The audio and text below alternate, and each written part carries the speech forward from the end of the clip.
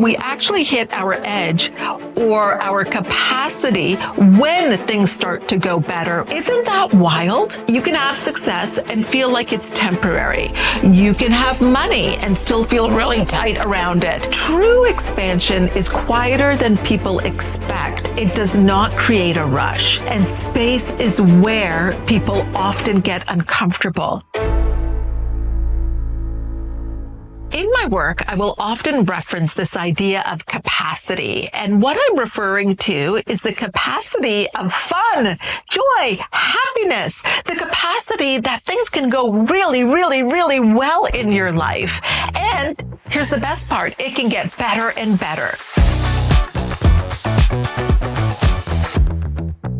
What is interesting is that we actually hit our edge or our capacity when things start to go better, when we are at ease, when we're feeling joy. It shows up not when things are falling apart, but when things are actually working. Isn't that wild? So the struggle is not in wanting more or having a clear vision for your life or even the actions that it takes to get there.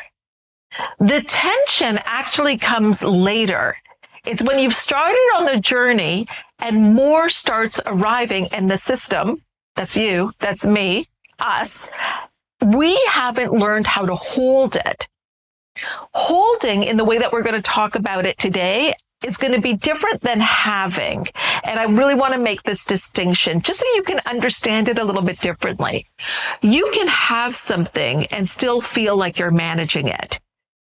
You can have success and feel like it's temporary. You can have money and still feel really tight around it. You can have space in your calendar and not be comfortable and feel like you have to fill it.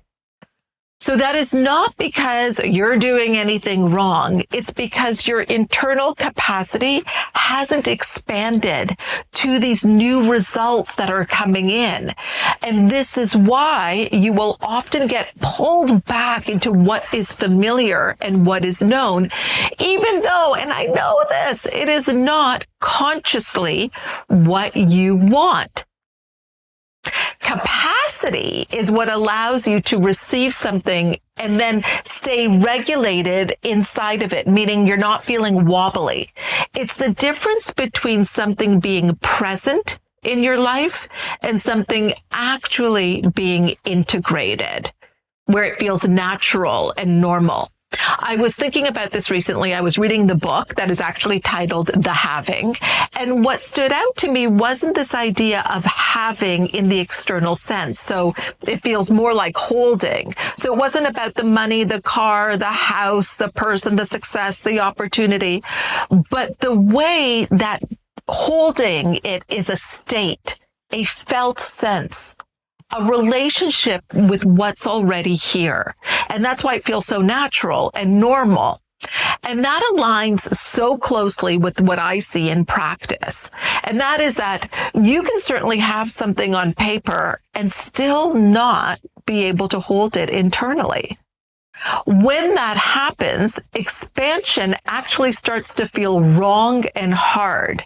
We may start to complicate things that are actually working because we don't trust that it's going to work in the long run. Okay, I feel like some of you just had an aha moment there. You may notice that there's a subtle hum of urgency underneath everything that you're doing. Almost like this quiet panic, a sense that you need to stay on top of it, protect it, justify it, or keep earning it. So you kind of move back into hustle. We may have moved out of expansion and into management, and this comes from a place of lack, like I could lose it or it might go away. The thing that we desired that is coming actually starts to feel stressful. So true expansion is quieter than people expect. It is actually less stimulating. It does not create a rush. It creates space. And space is where people often get uncomfortable. I see this with money all the time. Someone crosses a new income level, and instead of feeling grounded, they immediately start reworking everything. New plans, new pressure, new expectation. The money is there, like it is literally there, but the body hasn't learned yet that it's okay to relax inside of it. So the system tightens. They begin to actually undo what they created. Not because it doesn't want the money, but because it doesn't yet trust the holding. The same thing can happen with time. Someone starts to finally have space in their schedule. They have really created this CEO calendar, fewer calls. They're at fewer meetings, more white space. And instead of feeling settled, they feel restless, like something is missing. They're having FOMO in a way. So they add more to settle the part that feels unsettled. Not because there's more to do, but rather they are making work because spaciousness hasn't been normalized yet. And I want you to catch this because now you're going to be aware of how it's showing up for you. Capacity is what allows ease to stay easy. When you don't have that capacity, when ease shows up, instead of resting inside of it, you turn it back into output. You add projects, you optimize, you make it useful because stillness, listen, has not yet been trusted. So true success, authentic success shows up.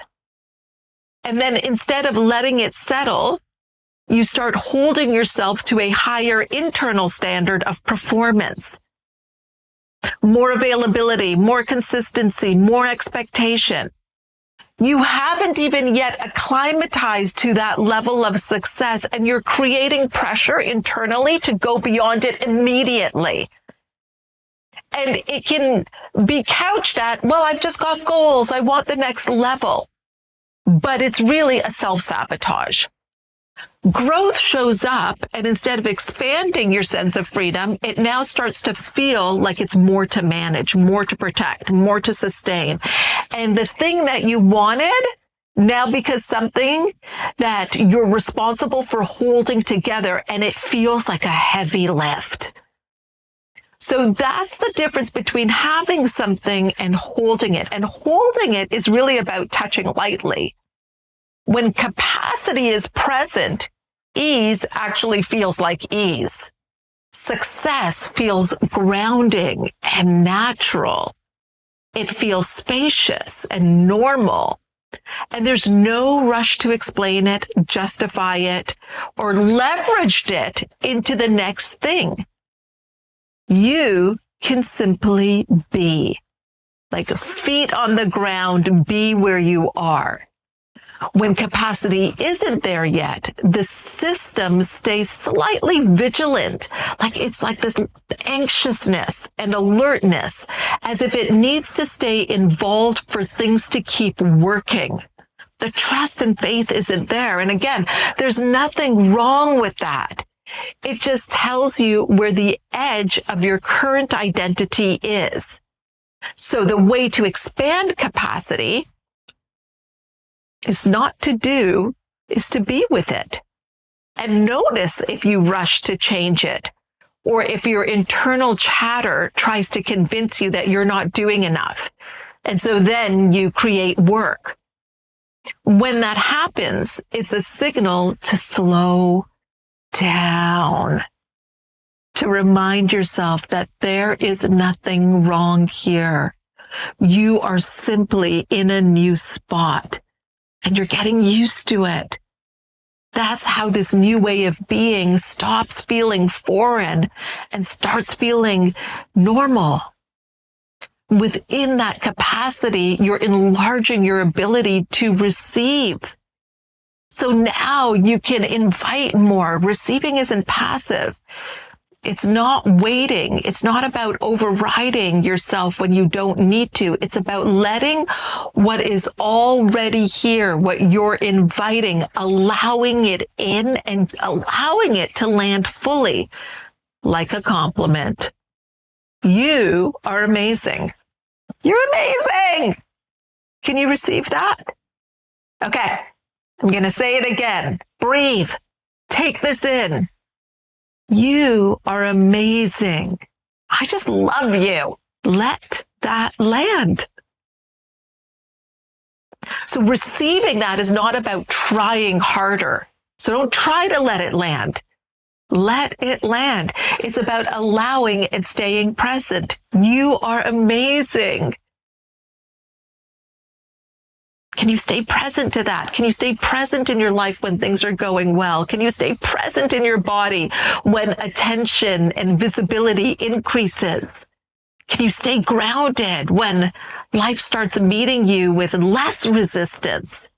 Because that's where people tend to leave themselves. And it's subtle, just as subtle as dismissing a compliment. Not consciously, but subtly.